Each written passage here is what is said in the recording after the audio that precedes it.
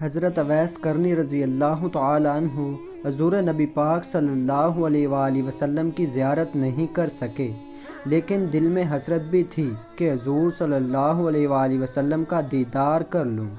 بوڑھی ماں تھی اور انہی کی خدمت آپ کو حضور کے دیدار سے روکے ہوئے تھی۔ ادھر حضور نبی کریم صلی اللہ علیہ وآلہ وسلم یمن کی طرف رخ کر کے کہا کرتے تھے کہ مجھے یمن سے اپنے یار کی خوشبو آ رہی ہے۔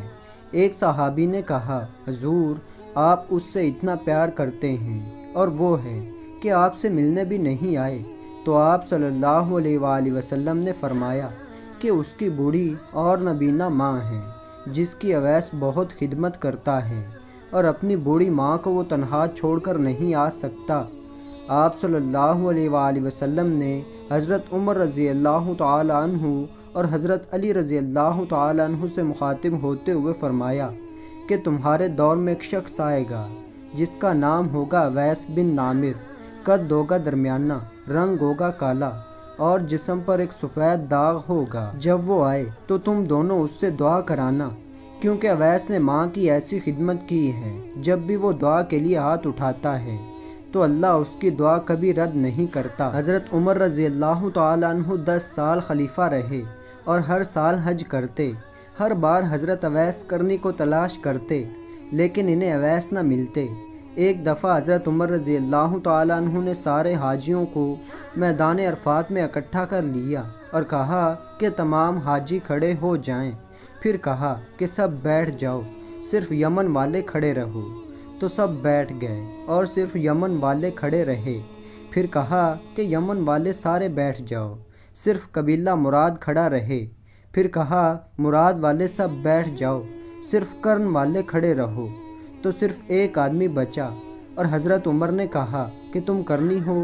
تو اس شخص نے کہا ہاں میں کرنی ہوں۔ تو حضرت عمر رضی اللہ تعالی عنہ نے کہا کہ اویس کو جانتے ہو؟ تو اس شخص نے کہا کہ ہاں جانتا ہوں، وہ تو میرے سگے بھائی کا بیٹا ہے۔ آپ نے پوچھا کہ اویس ہے کدھر؟ تو اس شخص نے کہا کہ وہ عرفات گیا ہے اونٹ چرانے۔ آپ نے حضرت علی رضی اللہ تعالی عنہ کو ساتھ لیا اور عرفات کی طرف دوڑ لگائی۔ جب وہاں پہنچے تو دیکھا اویس کرنی درخت کے نیچے نماز پڑھ رہے ہیں اور اونٹ چاروں طرف چر رہے ہیں۔ آپ دونوں آ کر بیٹھ گئے اور حضرت اویس کرنی کی نماز ختم ہونے کا انتظار کرنے لگے۔ جب حضرت اویس نے سلام پھیرا تو حضرت عمر نے پوچھا کون ہو بھائی؟ تو حضرت اویس کرنی نے کہا میں اللہ کا بندہ۔ تو حضرت عمر رضی اللہ تعالی عنہ نے کہا کہ سارے ہی اللہ کے بندے ہیں، لیکن تمہارا نام کیا ہے؟ تو حضرت اویس نے کہا کہ آپ کون ہیں؟ حضرت علی رضی اللہ تعالی عنہ نے کہا کہ یہ امیر المومنین عمر بن خطاب ہیں اور میں علی بن ابی طالب ہوں۔